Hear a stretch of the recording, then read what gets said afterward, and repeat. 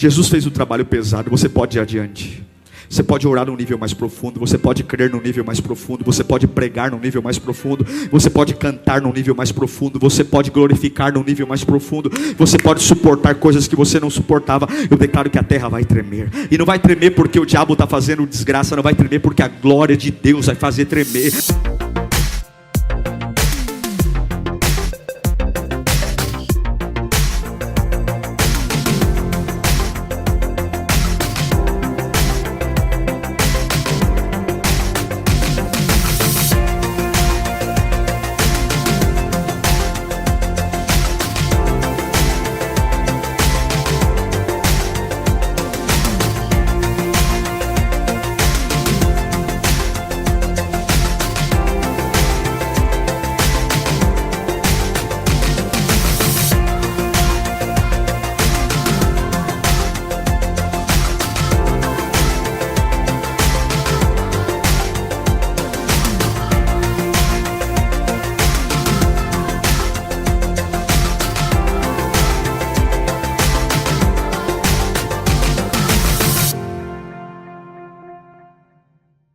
Evangelho de Mateus, capítulo 27, verso 45.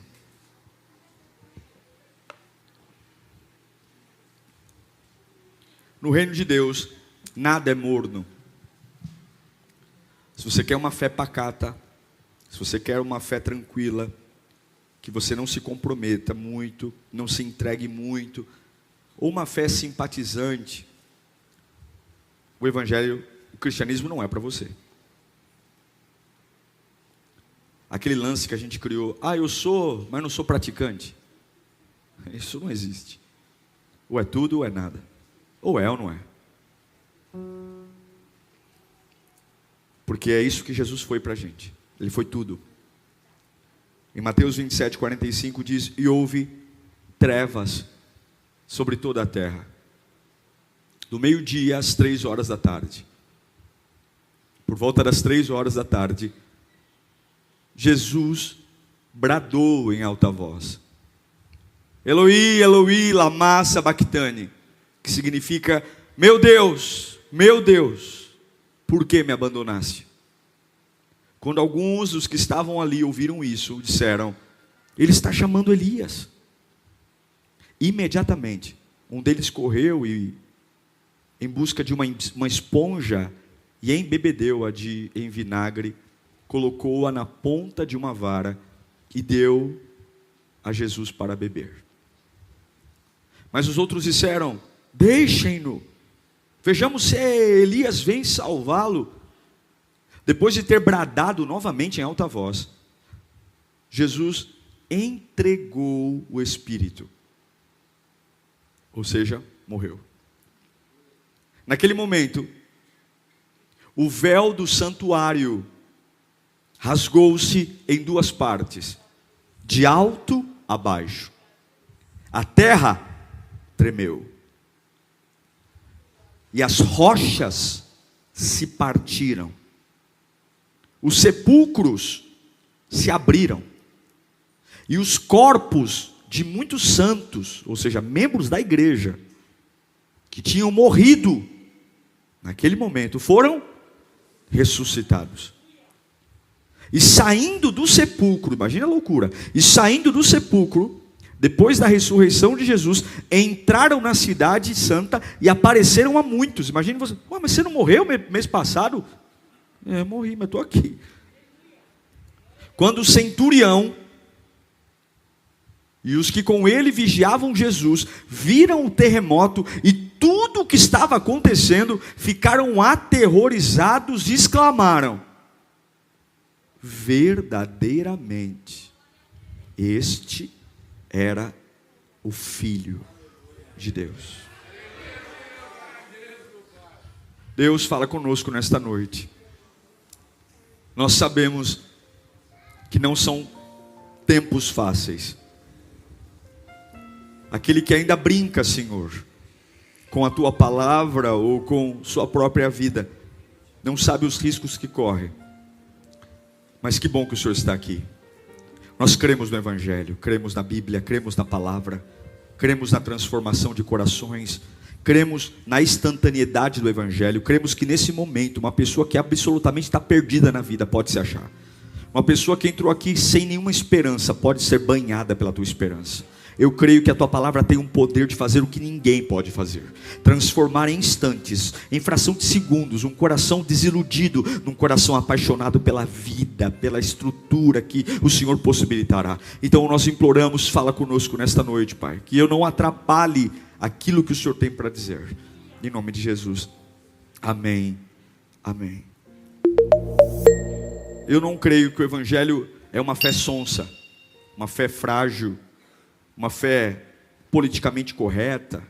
O Evangelho é uma fé agressiva, marcada por batalhas, enfrentamentos, renúncias, sacrifícios, muito sangue, porque a gente tem uma fé chamada fé cristã, e Jesus não ganhou o que nos deu andando no Jockey Club, muito menos passeando por um shopping. Ele ganhou o que nos deu por sangue. Ninguém é cristão sem ter contato com o sangue. Todo mundo quer ir além. Só se você estiver doente mentalmente. Mas se houver o mínimo de raciocínio, a gente quer ir além. Ninguém quer estar numa casa de 3 dormitórios, 2 dormitórios e ir para uma casa menor. Talvez por uma compensação de bairro, mas ninguém deseja piorar de vida. Quem está casado quer que o casamento melhore. Quem está solteiro quer se casar para que a vida de casado seja melhor que a vida de solteiro. Quem está trabalhando e ganha 5 mil quer trabalhar, estudar para ganhar 8, 10. Todo mundo quer ir além. E imagino que na fé cristã a mesma coisa. A gente está aqui, a gente quer conhecer a palavra, a gente quer ir além na oração, a gente quer sofrer menos pelo que nos machuca hoje, a gente quer adorar mais profundamente. Pelo menos deveria ser esse interesse, porque é deprimente ver pessoas que estão iguais há anos, vivendo as mesmas coisas. Ninguém suporta a rotina. A rotina nos protege para saber tudo o que tem que ser feito, mas se não há novidade no meio da rotina, tem que ter uma paciência, não vou nem dizer paciência de Jó, mas tem que ter uma paciência enorme. Quando Jesus morre e dá o último suspiro, acontece algo. Havia um véu naquela época. Quem trouxe a graça foi Jesus. Antes da época da graça era a época da lei. Havia um tabernáculo. Naquele tabernáculo, você sabe, haviam 3 compartimentos, o átrio, todo mundo entrava, tinha um altar, as famílias iam, levavam seus animais, imolavam. Depois tinha um véu que separava um segundo compartimento chamado Santo Lugar, onde havia uma mesa de pães, 12 pães asmos, um altar de incenso, e havia uma menorá, que era um candelabro, e ali o povo não podia entrar, só os sacerdotes, e mais adiante havia um outro véu, numa sala pequenininha, dentro desse santo lugar, chamada Santo dos Santos. E ao contrário do santo lugar, que todos os sacerdotes podiam entrar, lá no Santo dos Santos, apenas uma vez por ano, o sumo sacerdote entrava, porque no Santo dos Santos havia um símbolo da glória de Deus, a famosa Arca da Aliança, com 2 querubins de ouro maciço sobre ela, uma caixa de madeira de acácia revestida de ouro, e dentro dela havia a tábua dos 10 mandamentos, a vara de Arão e o maná, que era o símbolo da comida que Deus deu ao povo hebreu quando estava no deserto. Quando Jesus morre na cruz, poderia ter muita coisa acontecido, mas o autor diz que imediatamente o véu do templo se rasgou. Um lugar que era acessado uma vez por ano pelo sumo sacerdote, e para você ter uma ideia de um lugar tão reservado, ele tinha que entrar com uma corda na cintura, porque a glória de Deus era tão manifesta ali dentro, que o sumo sacerdote não poderia entrar em pecado. Se ele entrasse, a glória de Deus o consumia. Então ele entrava, ele amarrava uma corda na cintura, amarrava sinos na barra dos vestidos, e ficava alguém atrás do véu no santo lugar ouvindo. Enquanto os sinos balançam, está tudo bem, o homem está andando. Ficou muito tempo em silêncio, muito tempo sem balançar o sino, pode puxar a corda. Porque o homem foi consumido pela glória de Deus. Não podia entrar para socorrer, porque se entrasse também morria. O que mudou? Será que a glória de Deus lá ficou mais fraca? Será que Deus se tornou mais tolerante ao pecado? Agora qualquer um entra? Não. O que acontece é que o inocente morreu pelo pecado de todos. Então quando a glória de Deus vai me matar, entre eu e a glória de Deus tem o sangue de um inocente, o sangue de Jesus. Deus continua sendo perfeito, Deus continua não tolerando o pecado, Deus continua não tendo compromisso com o erro, mas por conta de Jesus, eu tenho livre acesso à presença de Deus. Garanto a vocês que se nós não tivéssemos Jesus, nenhum de nós estaria vivos agora. É a graça, é o favor imerecido.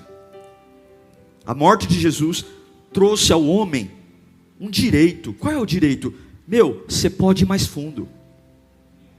Antes de Jesus, você tinha que se contentar e ficar lá na portinha do tabernáculo.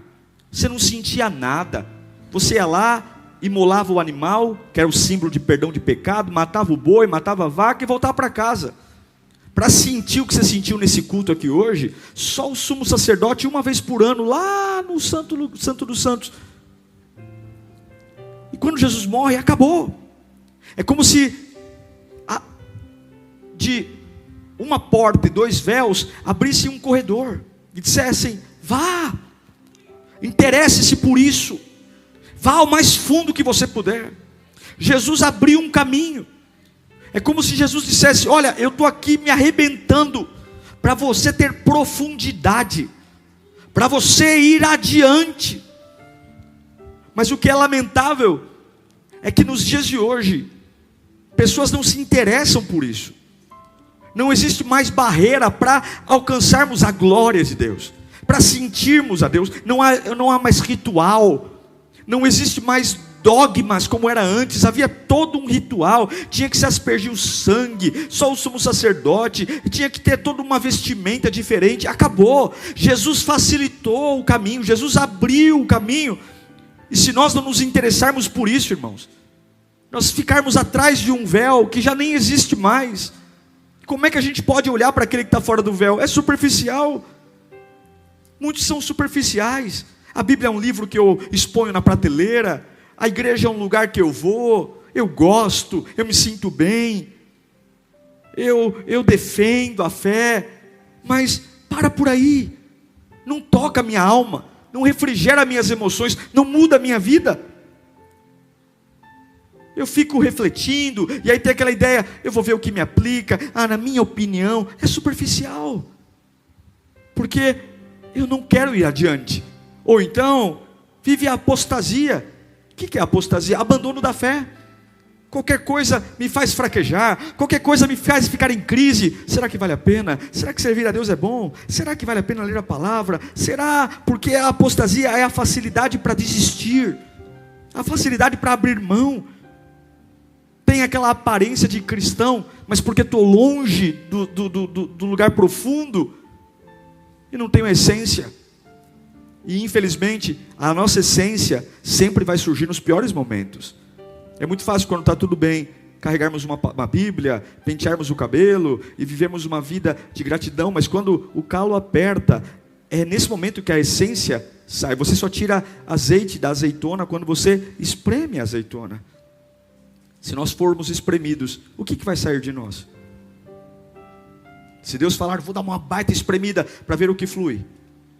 Será que já temos uma superficialidade para que ainda no meio do espremer brote fé, gratidão, esperança? No meio das lágrimas eu diga: tu és o meu Deus ainda, Jesus. Ou, eu sei que o véu foi rasgado, mas eu não me interesso por ele, então eu sou um religioso. Eu sigo a religião, eu acompanho os eventos no Facebook, no Instagram, eu estou na igreja, eu acompanho os cultos online, religiosamente eu estou ligado. Ou, por não ir adiante, por ver uma vida no meio termo, não tem autoridade.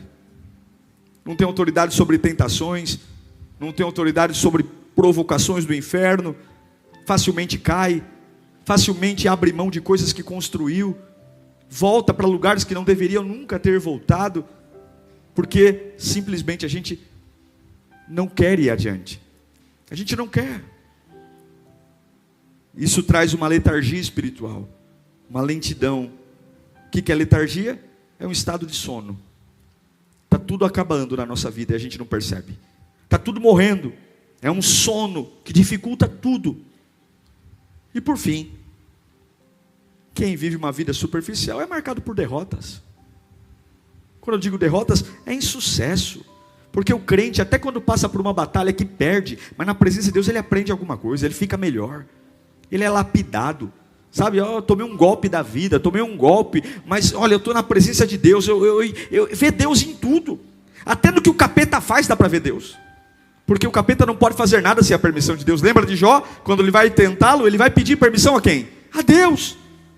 É exatamente por isso, por essa questão de tudo ou nada, de ir adiante ou não, que Jesus diz em Mateus 22:14, que muitos são chamados, Ele chama a todos, mas infelizmente, poucos são escolhidos. E por que muitos são chamados e poucos são escolhidos? Porque são poucos que se interessam por ir além, por de verdade pagar o preço, para viver aquilo que Cristo conquistou para nós. O véu rasgou-se, gente. A glória de Deus não é mais um privilégio de líderes, de semideuses. Por mais que hoje você tenha aí líderes religiosos vomitando santidade, vomitando que são privilegiados, eleitos, é uma balela. O véu rasgou-se e todo aquele que desejar e se interessar tem poder sobre a vida dele, tem unção sobre a vida dele. Mas infelizmente são poucos que se interessam. E eu quero dizer para você que muitos são chamados, mas os escolhidos só são aqueles que ultrapassam o véu. Só são aqueles que vão adiante. E eu queria rapidamente dizer como de verdade eu acesso o véu. Como que eu posso dizer, pastor, que eu tenho interesse pelo véu? Primeira coisa, sede pelas coisas de Deus. Não tem como, irmão. Não tem como. Você é bom naquilo que você foca. Você é bom naquilo que você se interessa. Diga para mim aquilo que você mais gosta e eu vou perceber que você é bom nisso. Você é bom naquilo que você foca, prioriza, é nisso que você é bom, é nisso que você é bom. O esporte que você é melhor é o esporte que você mais jogou. O assunto que você mais fala é o assunto que você mais ouviu, mais assistiu, mais leu. Você é bom quando você foca. Se você quer ter Deus, Deus tem que ser uma prioridade. Em Salmo 42, 1 e 2, o salmista diz que como a corça anseia por águas correntes, a minha alma anseia por ti, ó Deus. É um desejo pelas coisas espirituais. É buscar a Deus, é se interessar, é ser guiado por inconformismo, é me lembrar religiosamente. Se eu não me lembrar, eu vou colocar na porta da geladeira, eu vou colocar num despertador, em momentos que a depressão bate, eu vou colocar um despertador no celular só para me lembrar, Deus é fiel, Deus é fiel. Eu vou organizar minha vida para que as coisas de Deus façam parte do meu dia, das minhas escolhas, do meu rádio, da minha TV, é não medir consequências e esforços para mostrar para Deus que eu amo Ele, amo sua casa e amo suas coisas. Não é um lugar que me sinto bem, porque o psicólogo também te faz sentir bem. Não é um lugar que você visita, porque você pode visitar outros lugares, mas é uma presença que eu me interesso por ela. Quer ultrapassar o véu? Tem que ter sede. Segundo, tem que vencer a carne. O autor de aos Hebreus diz em Hebreus 10:19, olha que lindo esse texto: portanto, os irmãos, temos plena confiança para entrar no Santíssimo. O que é o Santíssimo? É o último item do tabernáculo, onde o véu rasgou. Pelo sangue, é por isso que a gente consegue estar lá no fundo. Pelo sangue de Jesus, olha o 20. Por um novo e vivo caminho. Ele abriu uma passarela para você passar. Isto é do seu corpo. Temos, pois, um grande sacerdote sobre a casa de Deus. Assim, aproximemo-nos de Deus com um coração sincero e com plena convicção de fé, tendo os corações aspergidos para nos purificar de uma consciência culpada e os nossos corpos lavados em água pura. Apeguemo-nos com firmeza à esperança que professamos, pois aquele que prometeu é fiel. E consideremos uns aos outros para nos incentivarmos ao amor e às boas obras. 25. Não deixemos-nos de reunir como igreja, segundo o costume de alguns, mas procuremos encorajar-nos uns aos outros, ainda mais quando vocês veem que o dia se aproxima. Quando que o véu do templo se rasgou? Exatamente quando a carne de Jesus foi rasgada. Quando a carne de Jesus foi rasgada, quando ele chegou no limite físico, o véu do templo se rasgou. E isso, irmãos, guarde isso, é uma verdade espiritual profunda. O véu que era o lugar que separava o homem da presença de Deus. O véu que era o lugar que separava o homem da maior intimidade, ele significa carne no mundo espiritual. O véu é a carne. Porque se a carne não é vencida, o véu está fechado. E o relacionamento com Deus está interrompido. É isso que Paulo fala em Romanos 8:7. Ele vai dizer que a mentalidade da carne é inimiga de Deus. A carne luta contra Deus. A mentalidade da carne é inimiga de Deus, porque não se submete à lei de Deus. A nossa vontade, o nosso querer solto, ele não obedece a Deus. E nem pode fazê-lo. Olha o 8. Quem é dominado pela carne, não pode agradar a Deus. Não tem jeito. O véu é a carne. Quando o véu foi rasgado de alto a baixo, a carne de Jesus estava sendo ferida, foi transpassada, foi judiado. E quando a carne dele foi destruída na cruz do Calvário, o véu rasgou-se. Porque a vitória sobre a carne importa vencer o seu maior inimigo, que é você mesmo. Quando eu venço a carne, eu venço a mim mesmo. E para vencer a carne, precisamos vencer a nossa cabeça. Nossas batalhas estão aqui. Controlar nossos desejos. Não tem como chegar na presença de Deus se nós não vencermos a carne. E aqui eu poderia listar uma lista de pecados, de desejos, de coisas, mas todos nós temos uma consciência. Não somos criança. Todos nós sabemos aquilo que fazemos que agrada a Deus e que não agrada. E não preciso aqui listar o que é B, todos nós sabemos. E se de alguma forma você quer ter uma vida explosiva, uma vida onde Deus esteja com você, você tem que vencer a sua carne, tem que vencer aquilo que nos afasta, colocar na sua cabeça um campo de batalha e ter o compromisso de dizer: eu preciso vencer a minha carne. Eu preciso, porque quando a minha carne se cala, o Espírito fala. Quando a minha carne se cala, o Espírito fala. Repita comigo: quando a minha carne se cala, o Espírito fala. É ter um nível de entrega a Deus para vencer. Primeiro, eu preciso ter sede pelas coisas de Deus. Segundo, eu preciso vencer minha carne. E terceiro, eu tenho que colocar minha vida no altar. O que havia atrás do véu? Um altar. A arca é um altar. Por trás do véu havia um altar. Em Hebreus 9:3 diz: por trás do segundo véu havia uma parte chamada lugar santíssimo, onde se encontravam um altar de ouro para incenso, e a arca da aliança totalmente revestida de ouro. E nessa arca estava um vaso de ouro contendo o maná, a vara de Arão que floresceu e as tábuas da aliança. Irmãos, não existe véu que não proteja um altar. O véu é para impedir que eu chegue ao altar, porque o lugar mais importante da nossa vida é o altar. Altar é aquilo que importa para nós. Altar é a santidade. E a gente pode perder tudo, mas não pode perder o altar. Nós não podemos perder o altar, porque a santidade é a vida no altar. Veja, eu não estou falando de roupa, eu não estou falando de cabelo, eu estou falando de uma vida ofertada a Deus. A relação de Deus com o homem é a oferta. E aí muitos dizem: pastor, eu tenho feito tudo certinho, eu tenho ido à igreja, eu comprei a Bíblia B-Power, eu comprei até uma camiseta da igreja, eu tenho lido os seus livros. E eu sei que tem muita gente que assiste meus sermãos que nem são evangélicos, alguns são católicos, espíritas, e está tudo bem, está tudo certo, porque eu não estou pregando para crente, eu estou pregando a palavra de Deus.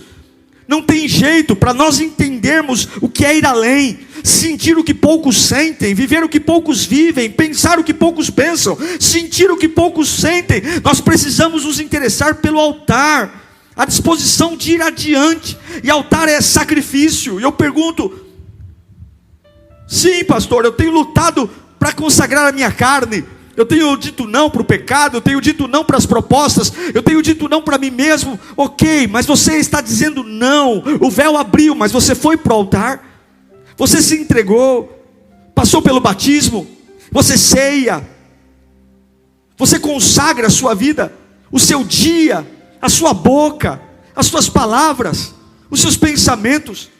Você diz: eu me organizo para me consumir para Deus. Você serve na igreja, você é frequentador da igreja, você ouve a palavra, porque a vitória está no altar, a cura está no altar. Jesus diz: todos que estão cansados e sobrecarregados, venham, e eu vou aliviar vocês. Sim, o alívio de Jesus é como um pronto-socorro. Nenhum médico de pronto-socorro trata algo profundamente. O objetivo do médico do pronto-socorro é que você não morra. Então ele vai e ele diz uma coisa: coloca Buscopan na veia, coloca Buscopan, faz o gesso. E quando ele dá o primeiro atendimento, ele diz: procure um especialista, procure um médico. É o que Jesus faz. A gente chega na igreja arrebentado, com dor de cabeça, sem futuro. A gente chega aqui depressivo e ele nos atende como um médico. Ele fala: vinde a mim, você que está cansado e sobrecarregado. Ele não diz que eu vou te curar, ele diz que eu vou te aliviar. É isso que o pronto-socorro faz, ele alivia, mas ele não investiga. Aí ele diz uma coisa: se você quer cura, tomai sobre vós o meu jugo, e aprendei de mim. Ou seja, caminha comigo, e aí sim eu darei descanso para a sua alma. Eu não posso passar minha vida inteira tomando Doril. Uma hora eu tenho que investigar, eu tenho que fazer uma tomografia. Eu não posso passar minha vida inteira tomando Anador, Buscopan na veia. Eu não posso ser, eu preciso ir no culto hoje porque eu preciso extravasar. Não! Tudo bem um dia, 2 dias, 1 mês de alívio, mas tem uma hora que eu preciso me interessar pelas coisas de Deus. Eu preciso matar a minha carne. Eu preciso dizer: isso aqui não faz parte de uma vida de alguém que quer servir a Deus. Essa prática, essa conversa, esse assunto, essa amizade não faz, mas dá prazer. Não vá pelo campo do prazer, porque Paulo diz que a tua carne não gosta de Deus. A tua carne quer fazer de tudo para destruir sua comunhão com Deus. Então ela não é um indicador. Sim, é legal, sim, dá prazer, mas isso está matando a única coisa que pode te manter vivo no dia da aflição. Então nega a carne. E o que mais, pastor? E o que mais? E o que mais? Vá para o altar. Consuma a sua vida com Bíblia, com palavra, com amigos que te levantam para a fé. Teus amigos são aqueles que quando você desanimar vão te chamar para orar, vão te confrontar. Ou são aqueles que vão dizer: tá certo mesmo, rapaz, vamos curtir a vida, vamos beber, vamos encher a cara. Quem são? Consagre-se. Por que tudo isso, pastor? Porque se eu me interessar, se eu tiver sede pela presença de Deus, se eu anular a minha carne, se eu lutar contra ela, e se eu me sacrificar no altar. E o que é sacrificar no altar? Ter uma vida que eu digo: eu trabalho, eu estudo, mas em primeiro lugar é Deus. Ah, irmão, sabe o que tem no Santo dos Santos? Que não tem em nenhum outro lugar, que não tem no átrio, que não tem no santo lugar. Sabe o que tem lá? A glória de Deus. A glória. Porque algumas pessoas perguntam para mim: nossa, pastor, para que vale a pena parar de beber, parar de fumar? Para que vale a pena renunciar a todos os meus prazeres? É isso que esqueceram de te contar. Apenas mostraram para nós as perdas que a gente tem do prazer, e por isso que criaram um monte de crente tapado, achando que servir a Deus é coisa de gente careta. Não, irmão, tudo isso compensa, porque quando você encontra a glória, a vida faz sentido. Quando você encontra a glória, o poder flui. Quando você, não dá para eu explicar o que é a glória de Deus, não dá para explicar o que é o poder, não dá. Só quem vive sabe, só quem sente, só quem vive sabe a força que te faz se erguer em momentos que ninguém se ergue, a visão que te faz crer no impossível, a visão de administrar, de cuidar, de ser feliz. É o que Paulo fala em 2 Coríntios 3:13. Não somos como Moisés, que colocava o véu sobre a face para os israelitas não contemplassem o resplendor que se desvanecia. Na verdade, a mente deles se fechou, pois até hoje eles estão com o mesmo véu. O véu permanece como quando é lida a antiga aliança. Não foi retirado, porque é somente em Cristo que o véu é removido. De fato, até o dia de hoje, quando Moisés é lido, um véu cobre os seus corações. Mas quando alguém se converte ao Senhor, aquilo que era para um, o véu é retirado. Ora, o Senhor é Espírito, e onde está o Espírito do Senhor, ali há... Não tem desculpa, pastor, mas eu sou estranho. É bem estranho mesmo. Mas pastor, eu sou diferente, bem diferente mesmo, porque há liberdade. E todos nós que com a face descobertas, antigamente tinha que cobrir tudo. Ou o que Jesus fez, Ele facilitou o trabalho. E todos nós que com a face descoberta contemplamos a glória de Deus, segundo a sua imagem, estamos sendo o quê? Estamos o quê? Sendo transformados com a glória cada vez maior. Cada dia maior, cada culto maior, cada oração maior, transformados com a glória cada vez maior, a qual vem do Senhor, que é o Espírito. Através do véu, a glória de Deus se manifesta, mas o véu não existe mais. Irmão, coitado daquele que não conhece a glória, coitado daquele que serve a Deus sem a glória, coitado daquele que quer ser um voluntário sem a glória, coitado daquele que quer carregar uma Bíblia sem a glória. É a glória que nos torna diferenciados, é a glória que abre a nossa mente, é a glória que nos faz imbatíveis, é a glória que nos torna num nível acima da mediocridade. O que é a mediocridade? É o camarada que não é tudo, não é nada, ele tem cara de paisagem, ele não é nada, ele não tem opinião, ele não acha nada, ele não pensa nada. Não, é a glória que nos faz ter potencial, é a glória que nos faz ter um problema enorme, aparentemente falido e acabado, e de repente brotar para a vida. E as pessoas dizem: não é possível, você não morreu ainda, você não acabou ainda. Aí você vai dizer: é a glória de Deus, é a glória, esta glória que ofusca as obras do diabo, é a glória. E o nosso papo aqui hoje é tudo ou nada, irmãos. É tudo ou nada. É tudo ou nada. É tudo ou nada. Eu espero que seja tudo, porque meio copo na presença de Deus não é nada. É hora de nos entregar, é hora de ter sede por Deus, pela sua palavra. É hora de deixar as pessoas que moram com a gente saber que nós estamos interessados pela palavra, interessados por Deus. Não é aquele negócio de dizer: ai, a minha igreja é legal. A igreja não é para ser legal, a igreja é para ser de Jesus. Durante muito tempo nós tentamos ganhar as pessoas para Jesus, dizendo que a igreja é liberal, que a igreja é legal, que a igreja é bacana, que a igreja é moderna. Não, a igreja é um lugar para nós reconhecermos Deus. Sim, os pecadores são bem-vindos, porque senão nenhum de nós estaria aqui nesta noite. Sim, os imperfeitos são bem-vindos, porque senão nenhum de nós estaria aqui hoje. Mas chegamos imperfeitos, erramos e caímos, mas temos sede por Deus. Nós lutamos contra a nossa carne, nós queimamos no altar e encontramos a glória. Aí a glória nos transforma, a glória muda o jeito de falar. Sim, se eu tenho um temperamento ruim, eu sou um chucro, magoo todo mundo, a glória faz você adoçar, vai virar adoçante. Sim, se você é um camarada que tem uma vida errada, mentiroso, fofoqueiro, a glória cura a sua língua, a glória cura o seu ser, a glória transforma tudo. O que acontece, querido irmão, quando o véu do templo se rasga de alto a baixo? Jesus estava na cruz. O que acontece? A terra treme. A terra treme. Diga comigo: a terra treme. Quando o véu rasgou, a terra treme.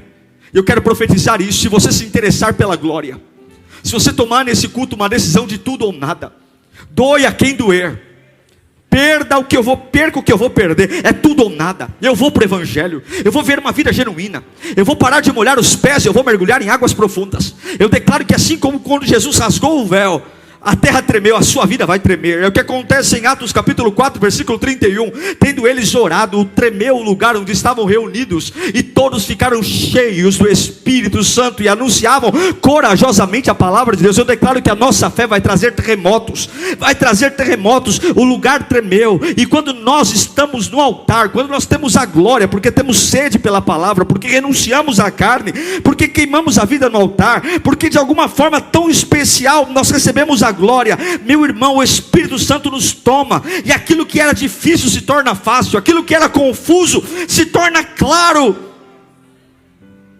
É o que Ageu diz em Ageu capítulo 2, versículo 6.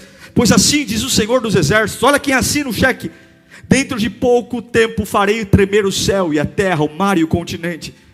Farei tremer todas as nações, as quais trarão para cá os seus tesouros, e encherei esse templo da glória. Esse templo é você, da glória. O que acontece? Quando o véu rasgou, a terra tremeu. Eu declaro em nome de Jesus, levante suas mãos para cá. Você crê na Bíblia? Se você não crê, não levanta. Eu declaro que se você der um passo além, Jesus fez um trabalho pesado, você pode ir adiante. Você pode orar num nível mais profundo, você pode crer num nível mais profundo, você pode pregar num nível mais profundo, você pode cantar num nível mais profundo, você pode glorificar num nível mais profundo, você pode suportar coisas que você não suportava. Eu declaro que a terra vai tremer, e não vai tremer porque o diabo está fazendo desgraça, não vai tremer porque a glória de Deus vai fazer tremer. Gente vai se afastar, você vai pisar em lugares, e porque você está ali, aquele ambiente que o diabo tem dominado por anos, aquele ambiente vai entrar em crise, lugares que Satanás se apoderou, de pessoas, elas vão simplesmente conversar com você, e apenas algumas palavras que você liberar vai derramar um terremoto na mente de pessoas. Você vai ser um agente confrontador, você vai ser alguém que vai trazer incômodo na vida de pessoas que estão acomodadas no fracasso, acomodadas na morte, porque a glória de Deus, ela nunca deixa as coisas como estão. A glória de Deus nunca deixa as coisas como estão, ela sempre mexe, ela sempre balança, e é assim que vai ser. Você vai entrar em empresa e não vai entender porque te demitiram, e Deus só fez você passar por aquela empresa para que a glória tremesse tudo ali dentro. Deus vai usar você. Seja cheio da glória, cheio da glória, cheio. Quando a glória de Deus está em nós, além da terra tremer, a Bíblia diz que as sepulturas se abriram. Não foi isso que aconteceu? Mortos levantaram. É o que aconteceu com Eliseu. Eliseu morreu, jogaram Eliseu numa tumba e jogaram outros corpos em cima do corpo de Eliseu. Mas a glória de Deus estava sobre o corpo de Eliseu, e o contato de defunto com defunto ressuscitou pessoas. Quando a glória de Deus está em nós, o Espírito que está em nós ressuscita tudo, ressuscita o que está morto. Há uma ressurreição. É por isso que nós precisamos da glória, para nós não enterrarmos aquilo que pode ter vida. Alegria, ministério, saúde, fé, espiritualidade. É crer no impossível, é me interessar e dizer: eu não vou ser um crente que não tenha glória. Eu não quero ser um crente que não tenha glória. Eu preciso da glória. Eu quero cantar com glória, eu quero orar com glória, eu quero crer com glória, eu quero passar os processos, porque se eu tiver glória, por onde eu for, a sepultura vai abrir. As pessoas vão chegar para mim com um problema, e eu vou ter solução na minha boca. Eu declaro, irmãos, tem muito crente coveiro, muitas pessoas que olham para alguém confuso e dizem: é assim mesmo, se conforme. Muitos crentes coveiros que enterram todo mundo. Você vai ser parteiro em nome de Jesus. Pessoas vão chegar para você com assuntos mortos, ideias mortas, problemas mortos, e você vai ouvir, e a glória de Deus vai dizer: fala para ele que tem esperança, fala para ele que eu ainda posso curar essa situação, fala para essa pessoa não desistir ainda, porque aquele que tem a glória. Quando Jesus morreu, os sepulcros foram abertos, meu irmão. Em nome de Jesus, ser um agente de esperança, dizer: para.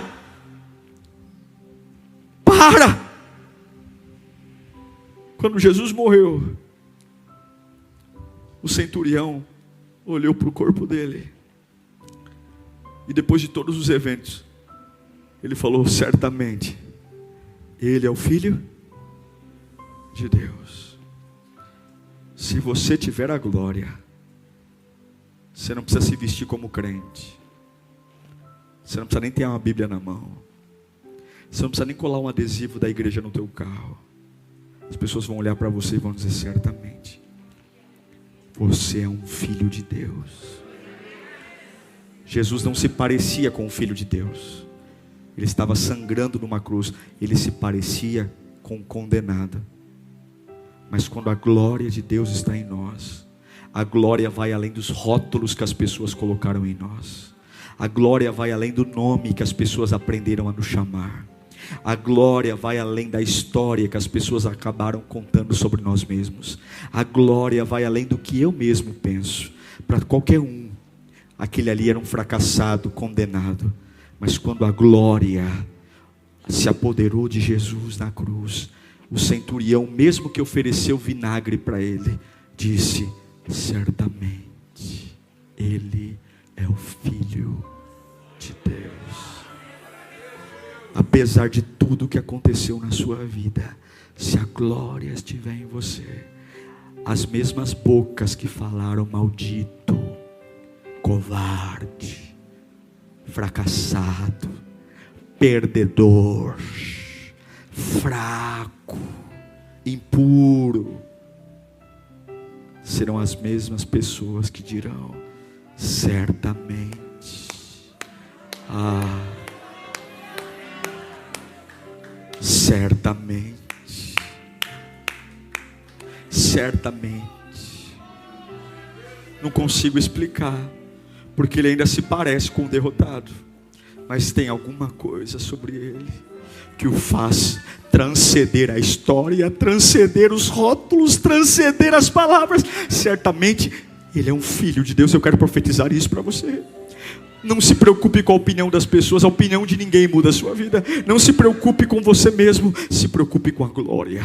Se preocupe com a glória, se preocupe com a glória, porque se houver a glória, mas pastor Diego, será, olha, o teu trabalho vai falhar com você, as pessoas vão falhar com você, os teus projetos, a maioria deles não vai ser como você planejou. Tenha certeza disso. Nem tudo que você pôs no papel vai acontecer como você quer, mas tem uma coisa que nunca vai te fazer ficar prostrado: é a glória de Deus. Se o homem soubesse o poder que tem a glória, ele não teria problema de largar o pecado, ele não teria problema de consertar a vida, porque não há nada mais poderoso do que estar cheio da glória de Deus. Não há nada mais poderoso, não há nada mais inteligente, não há nada mais eficaz, não há nada mais prazeroso do que estar cheio da glória. A minha família cheia da glória, o meu trabalho cheio da glória, o meu corpo cheio da glória, a minha vida cheia da glória. E eu declaro em nome de Jesus: se você hoje tomar a decisão, Deus vai te encher da glória dele.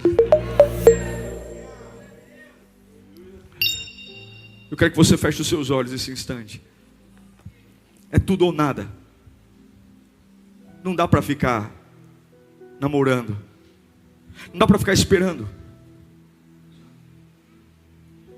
não dá. A gente não consegue, e Jesus sabe disso, e é por isso que ele abriu uma passarela. Aquilo que era para um homem, uma vez por ano, com uma corda amarrada na cintura, tinha que estar quase perfeito, porque senão a glória de Deus o matava. Agora qualquer um pode. O sangue de Jesus, tendo pois ousadia, pelo sangue de Jesus, temos livre acesso à glória. A glória. O sangue de Jesus abriu uma passarela. O sangue de Jesus nos blindou. Está cheio da glória. Está cheio da glória. Para suportar os traumas, para suportar os ataques, para suportar as carências. A glória. Para ver o impossível, para crer no sobrenatural, para crer que o choro só dura uma noite, mas a alegria vem pela manhã, para saber que nada é impossível para o meu Deus, para compor belas canções em noites cinzentas, para escrever testemunhos maravilhosos e dizer: Ebenezer, até aqui o Senhor tem me sustentado. Eu quero a glória, mais que carro, mais que casa, mais que dinheiro, mais que popularidade, a glória. Porque quem tem a glória tem tudo. O que tem no Santo dos Santos é a glória. Está lá. Para todos que decidirem ir mais fundo, está lá. A glória faz uma pessoa que não prestava prestar. Eu quero a glória. Eu quero Deus. Eu quero Deus. Começa a dizer para a tua carne: eu quero Deus. Acabou. Acabou tudo que me afasta de Deus, acabou agora. Tudo que me afasta de Deus acabou agora. Tudo acabou. Quebra agora, quebra esse acordo. Quebra esse acordo com o inferno. Quebra tudo. Mas pastor, quebra. A glória de Deus, a glória. Eu quero a glória, eu quero a glória. Quebra esse acordo. Quebra. Quebra, mas eu vou ter que termina. Mas eu vou ter que sair da empresa, sai. Mas eu vou ter que me afastar dessa pessoa, se afasta. Mas eu vou ter que vender um bem material. Vende o bem material, mas quebra esse acordo. Eu quero a glória. Eu quero a glória. Eu quero a glória. Chega! É tudo ou nada. Deus não vai brincar. Deus não vai brincar com a gente, porque Ele deu tudo para nós. Ele deu tudo. Ele deu o único filho. Ele deu tudo, e Ele não vai aceitar menos que tudo. Ele não vai aceitar menos que tudo. Ou é tudo, ou é nada. Ou é tudo, ou é nada. Deus não vai negociar com a gente. Deus não vai negociar. Ele vai querer tudo. E eu repito, Ele deu tudo. Ele sofreu vendo o seu próprio filho na cruz, porque Ele quer tudo. Mas quando eu tenho tudo, eu tenho a glória. E quando eu tenho a glória, eu tenho tudo. Aleluia. Tudo.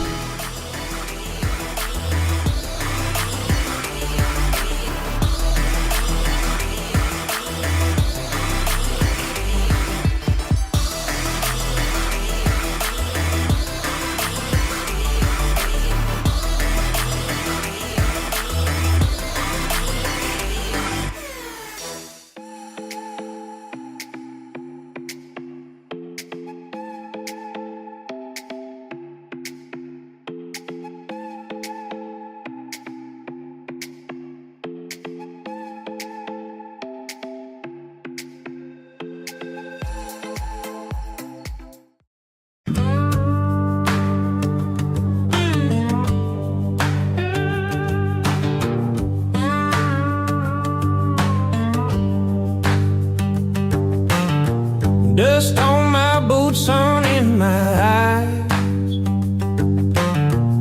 The desert stretches where the eagle flies. No map, no plan, just the open sky.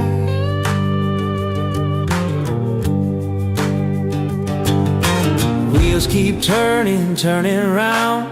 Every mile's a brand new sound. Freedom whispers, no change, no bounds.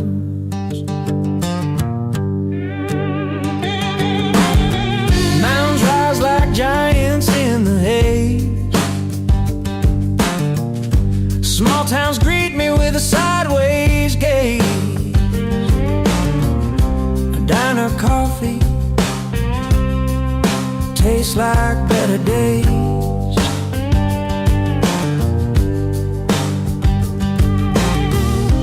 Road it sings a wild refrain, a tune of joy, a hint of pain. Wheels keep turning, turning round. Every mile's a brand new sound. Freedom whispers, no change, no bounds.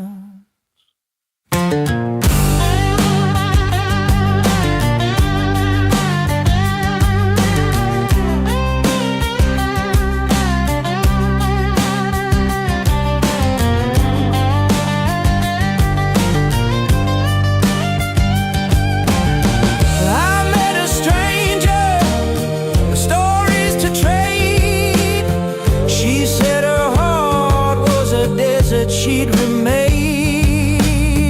We left like fools under stars